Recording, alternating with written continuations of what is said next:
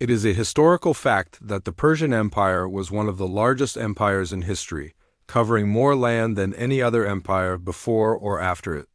And its army was just as large, boasting numbers that made the armies of Europe look like a children's playing game.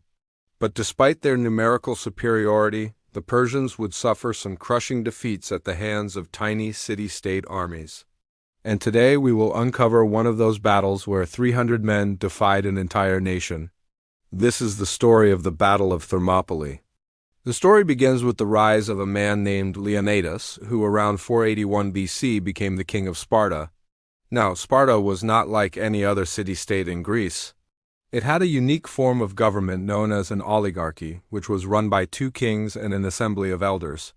However, while Sparta was very successful in politics and war, they were arguably way too confident in their own abilities.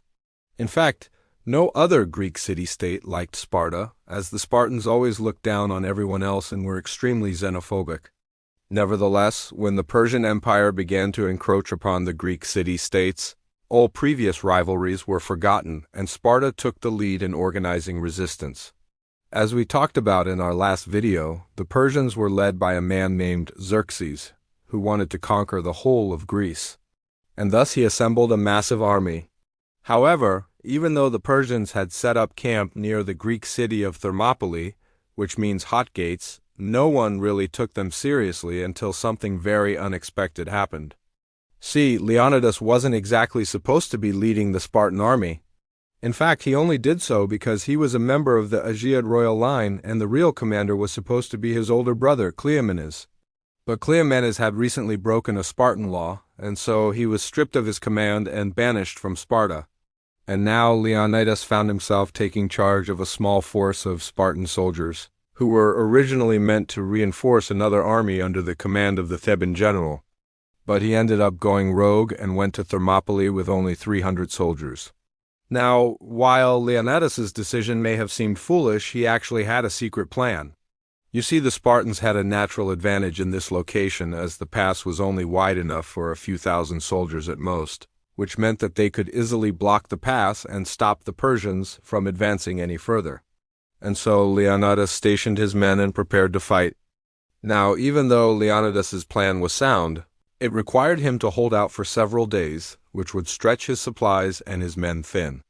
And that's why Leonidas sent back word to Sparta, asking for more troops to relieve him.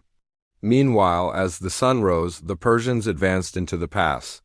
And the first wave of soldiers who met the Spartans was an elite unit called the Immortals. Now, despite being called the Immortals, this unit was far from immortal, as there were plenty of ways to kill them. But that name was given to them because if any of them were killed in battle, they would be replaced immediately, meaning that their number would remain 1,000 no matter what. And this unit was the best of the Persian army. They were heavily armored and wielded long spears, making them very formidable opponents.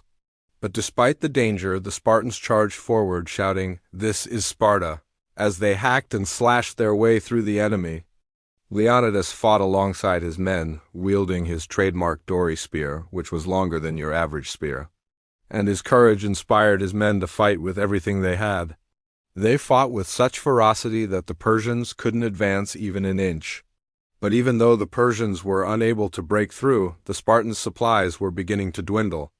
That's why when more Spartan reinforcements arrived, Leonidas allowed them to pass through the hot gates, figuring that they would take care of the supply issue. But unfortunately, that never happened as the reinforcements got lost on the way. This meant that Leonidas still had to hold out, and so he sent another message back to Sparta asking for more supplies and reinforcements. But before he could get either, the Persians attacked again, this time in even greater numbers. The second Persian wave consisted of cavalry archers, who, as the name suggests, rode on horseback and fired arrows at their opponents. These guys were not only excellent horsemen, but also highly skilled archers. And so they proved to be a much more difficult opponent than the Immortals. The Spartans tried their best to hold off the cavalry, but they were slowly pushed back. And things got even worse when a Spartan soldier named Ephialtes betrayed his city-state and revealed a secret path that led into the pass. As soon as the Persians heard about this, they immediately took advantage of it. While some of them continued attacking the Spartans head-on, others took the secret path, which meant that the Spartans were being attacked from two sides. Despite this, the Spartans continued fighting bravely, but it was clear that they would eventually run out of supplies. And that's exactly what happened. As the third day went on, the Spartans grew weaker and weaker until finally they had no choice but to retreat. But little did they know that they were walking right into a trap. As they retreated through the secret path, they were surrounded by Persian soldiers. And although they fought hard, they were greatly outnumbered. And so one by one, they fell in battle until finally Leonidas was left alone, surrounded by his enemies.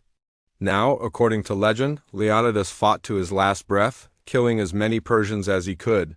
But ultimately he was overwhelmed and slain. Some sources say he was killed by an arrow to the throat, while others say he was stabbed in the eye. Either way, when the dust settled, all 300 Spartans were dead. Now, while the Persians had won the battle, they had suffered heavy losses too.